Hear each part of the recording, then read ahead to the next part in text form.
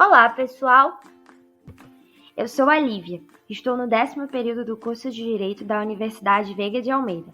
Esse trabalho é sobre o meu TCC. Espero que gostem. Meu trabalho possui como tema condomínio de fato e a liberdade de associação, uma delimitação necessária. Vamos lá! É possível exigir o pagamento da cota de manutenção de um não associado que a dela não anuiu?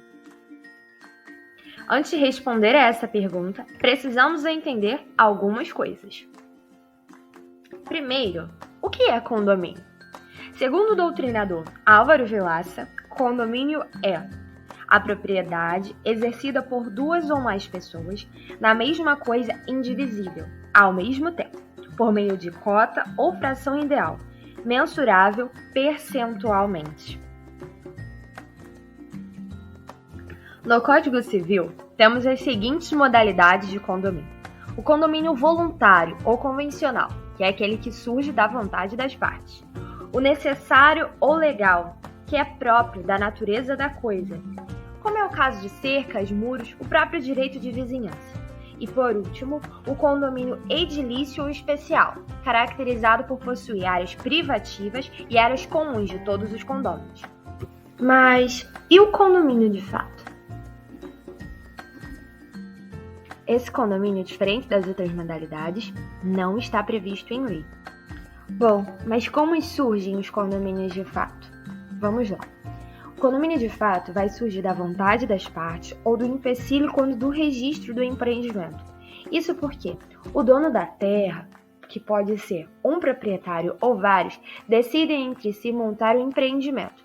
No entanto, não preenchem todos os requisitos necessários no registro em cartório e passa-se assim a ter o condomínio de fato.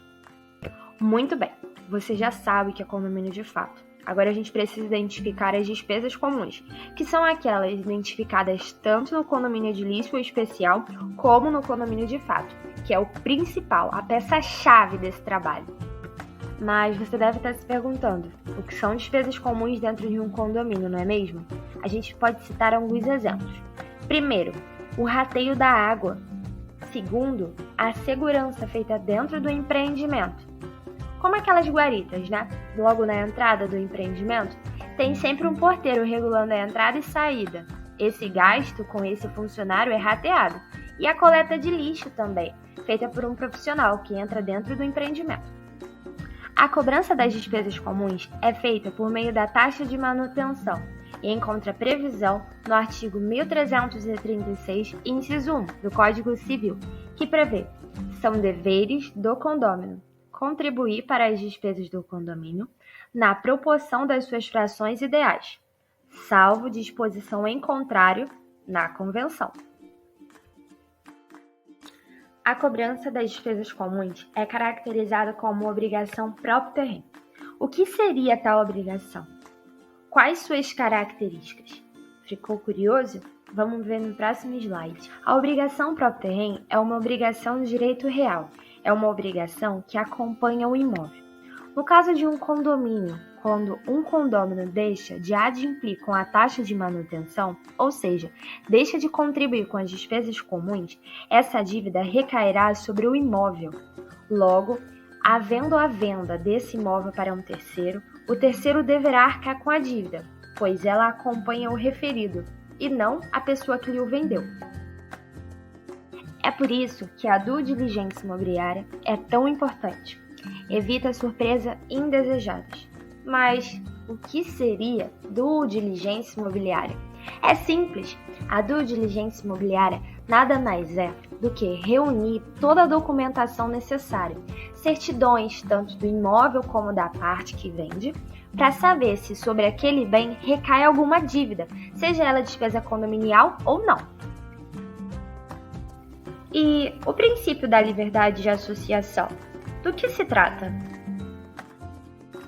Esse princípio está previsto no artigo 5º da Constituição Federal, nos incisos abaixo. Não lerei todos, mas o mais importante para este trabalho, o inciso 20, que assegura: ninguém poderá ser compelido a associar-se ou a permanecer associado. Ante esse princípio, resta claro que ninguém poderia ser obrigado a participar de um condomínio de fato, ante ao princípio constitucional da liberdade de associação. Devido ao princípio da liberdade de associação, uma pessoa poderia adquirir um imóvel dentro de um condomínio de fato e ficar isento do pagamento das taxas de manutenção? Para aí, vamos com calma, um passo de cada vez. Além do princípio da liberdade de associação, temos o locupletamento ilícito, fundamental para responder o questionamento deste trabalho. O locupletamento ilícito está previsto nos artigos 884 e 886 do Código Civil. Esses aí embaixo. Não vou ler todos, mas vou explicar de forma simples. O locupletamento ilícito é o mesmo que enriquecimento ilícito, e quer dizer que ninguém poderá enriquecer em detrimento de outrem. Mas e agora? Qual princípio seria aplicado em se tratando de um condomínio de fato? O princípio da liberdade de associação ou do locupletamento ilícito? Após uma análise das jurisprudências atuais, identifiquei que cada caso deve ser analisado de forma única. Ainda está confuso, né? Verifiquei que a alternativa viável ao conflito seria uma pacificação dos tribunais, no sentido de aplicar o princípio do locupletamento ilícito sempre que estivermos diante de um imóvel que já faça parte de um condomínio de fato, independente de ter um registro em cartório acerca das despesas comuns, sendo analisada a realidade dos fatos, ou seja, se a cobrança de taxas vem sendo realizada de forma contínua, bem como se há nesse empreendimento a prestação de serviço que favoreçam a todos que dele participam. Aplicando-se assim o princípio da liberdade de associação apenas nos casos em que reste evidente que o imóvel não fazia parte do condomínio de fato quando da sua aquisição, nem mesmo era o antigo proprietário beneficiado por serviços prestados à coletividade, pois assim não estaria o proprietário se enriquecendo em favor dos demais moradores, uma vez que não anuiu ou adquiriu o imóvel que já detinha sobre si cobranças de referidas taxas de manutenção. De forma geral, chega-se à conclusão de que a aplicação do princípio da liberdade de associação deve sim ser delimitado a casos específicos, de modo a impedir o enriquecimento sem causa de um indivíduo em detrimento de outro. Agora sim, entendemos o tema e a solução para o problema. Fim. Esse foi o meu trabalho, apresentado à disciplina de Laboratório de Estudos de Casos Jurídicos 2, tendo como professora a Camila Rabelo. Muito obrigada a